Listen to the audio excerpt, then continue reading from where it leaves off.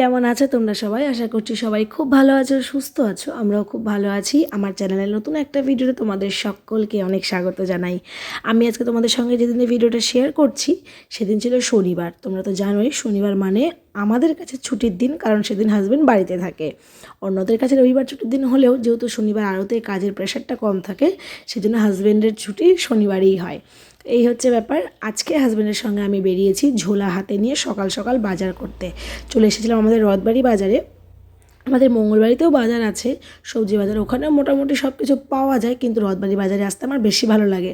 যদিও আমি কোনটার কি দাম, কোনটা কতটা নিলে ভালো হবে বা কতটা নিলে আমাদের ঠিকঠাক হবে জানি না, তো হাজব্যান্ডের সঙ্গে আসি, বেশ ভালো লাগে। আর একটা কারণ ছিল আসার, সেটা হলো হাজব্যান্ডের বক্তব্য বাজারে ডাঁটা, পটল আর ঝিঙে ছাড়া কিছু পাওয়া যাচ্ছে না। তাই আজকে আমি হাজব্যান্ডকে মানে একদম চোখে আঙুল দিয়ে দেখালাম যে দেখো বাজারে কত রকমের জিনিস থাকে। প্রচুর বাজার করেছি, 2 ব্যাগ ভর্তি বাজার করেছি, হাতে প্যাকেটেও দেখছো বাজার আছে। আর আমাদের জন্য ব্রেকফাস্টটাও বাইরে থেকেই কিনে নিয়েছি। যেহেতু মেয়ের স্কুলের এদিক থেকে আমাদের জলখাবারের খাবারটা আর কি কিনছিলাম, তো মেয়ের স্কুলের গাড়িটা যাচ্ছিলো, ওকে আমরা নিয়ে নিলাম। কেন শুধু শুধু আবারও ওই পারে যাবে, মানে ওদের গাড়িটা ও পারে যায়, তো তারপরে আবার এসে ঘুরিয়ে আমাদের বাড়ির সামনে নামায়, তো ভালো ওকে নিয়ে বাড়ি এসে ফ্রেশ হয়ে নিয়েছি। আগে সকালে স্নান পুজো সব কিছু সেরেই গিয়েছিলাম। এখন ওই যে ডালপুরি নিয়ে এসেছিলাম, ডালপুরি, শশা, আম এইসব দিয়ে ব্রেকফাস্ট করছি। তারপরে না আর ভিডিও করার কথা মনেই ছিল না। মানে হাজব্যান্ড যেদিন বাড়িতে থাকে আমাদের তিনজনের হুড়োহুড়ি, মারামারি, তারপরে চিৎকার চেঁচামেচি, এত কিছু হয়। এর মাঝে আমাকে রান্নাবান্নাটা সারতে হয়, আবার টুকটাক কোনো কাজ থাকলে সেগুলোও সারতে হয়।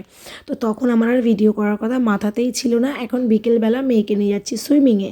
আজকে ওয়েদারটা একটু নরম আছে, মানে মেঘলা আকাশ, হয়তো বুঝতেই পারছো দেখে। এখন বাজে 4:20 মতো। আজকে অনেকটা আগে মেয়েকে সুইমিংয়ে নিয়ে যাচ্ছি, তার একটাই কারণ, দাঁড়াও বলছি, তার আগে দেখো ম্যাডাম আজকে হেলমেট পরেছে। আজকে অনেক দিন পর ওর মনে পড়েছে যে ওর একটা হেলমেট আছে, তাই সে হেলমেটটা পরেছে। আমি হেলমেট পরিনি, আমার হেলমেটটা যত্ন করে তুলে রাখা আছে। আমার হাজব্যান্ডের বক্তব্য, হ্যাঁ হ্যাঁ যত্ন করে তুলে রাখো, যদি একটা থেকে দুটো হয় তাহলে তো আমাদেরই লাভ। এই হলো ব্যাপার। যাই হোক, এবার বলি কেন তাড়াতাড়ি যাচ্ছি। সুইমিংয়ে আর একজন স্যার আছেন, যিনি চাকরি সূত্রে মালদার বাইরে থাকেন, তবে ছুটির দিনগুলো করে বা শনি রবিবার করে মালদায় আসেন। তো সেই স্যার গতকালকে হাজব্যান্ডকে বলেছিল যে ওকে আজকে একটু তাড়াতাড়ি নিয়ে আসতে, 50 মিটারে ওকে নামিয়ে দেখবে ওর মানে দমটা কতখানি বা ও কতটা কী করতে পারছে, তাহলে ওকে আজকে একটু প্র্যাকটিস করাবে 50 মিটারে।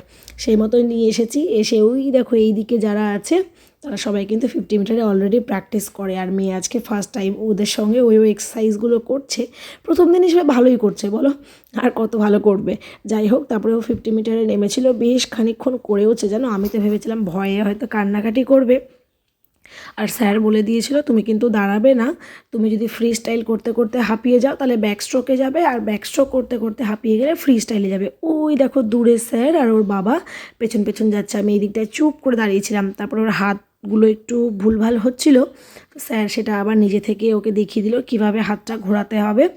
আর তারপরে এসেছিল ঝমঝম করে বৃষ্টি। এবছরে মনে হয় রেকর্ড করা। রাত্রেবেলা তো এর আগেও বৃষ্টি হয়েছে একদিন, তবে দিনের বেলা বা এরকম বিকেলবেলা এই লেভেলের বৃষ্টি হয়তো এই বছরে প্রথম হলো। একদম রেকর্ড করা বৃষ্টি। বাচ্চাগুলো ভীষণ মজা করেছে। আমার যে কী ইচ্ছে করছিল একটু ভিজতে, তবে ওই রকমভাবে পুলে গিয়ে তো ভেজে যায় না, স্যাররা থাকেন, অনেক গার্জেনরা থাকেন।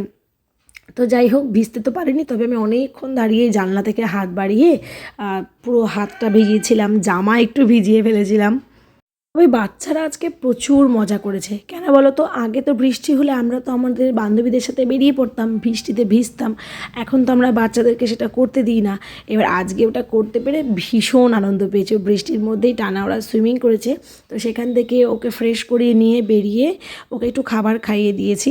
তো সেটার আর ভিডিও করতে পারিনি, মানে যখন ওকে খাবার খাওয়াচ্ছিলাম তখন আবার ঝমঝম করে বৃষ্টি চলে এসেছিলো। তো কোনো রকমে একটা শেডের নিচে দাঁড়িয়ে ওকে খাবারটা খাইয়ে দিয়েছি।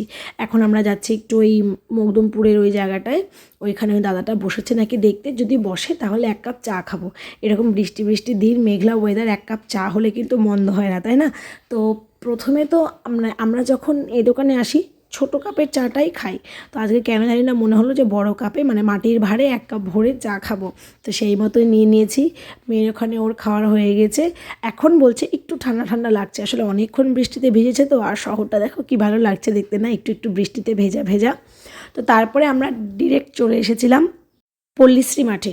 তো এর আগে তোমরা যারা আগের বছরের বা পুরনো যারা আমার ভিডিও দেখো তারা তো জানোই যে আমাদের এখানে রথযাত্রায় গুন্ডিচা মন্দির বা জগন্নাথের মাসির বাড়ি যেটা করা হয় সেটা এই পল্লীশ্রী মাঠেই করা হয়।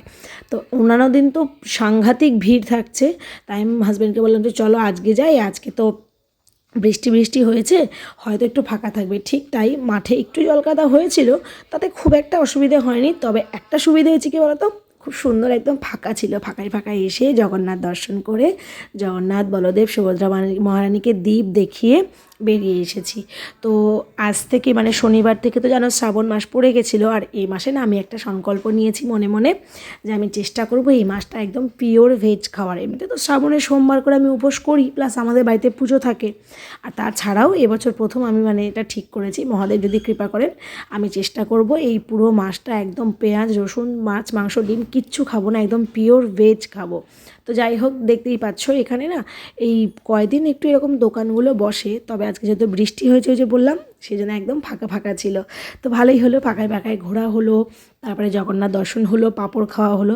এটির এখনও পাঁপড় খাওয়া হয়নি, আর তো আমার পাঁপড়টা তো শেষ হয়ে গেছে। হাজব্যান্ডের হাতে প্যাকেটে ওখানে আছে জিলিপি, আমি কী করছিলাম ওর কাছ থেকে একটু একটু পাঁপড় নিয়ে নিয়ে খাচ্ছিলাম। তো চলো, ভালোই ঘোরা হলো, মেয়ের সুইমিং হলো, বৃষ্টিতে মজা হলো, এবার বাড়ি যাই।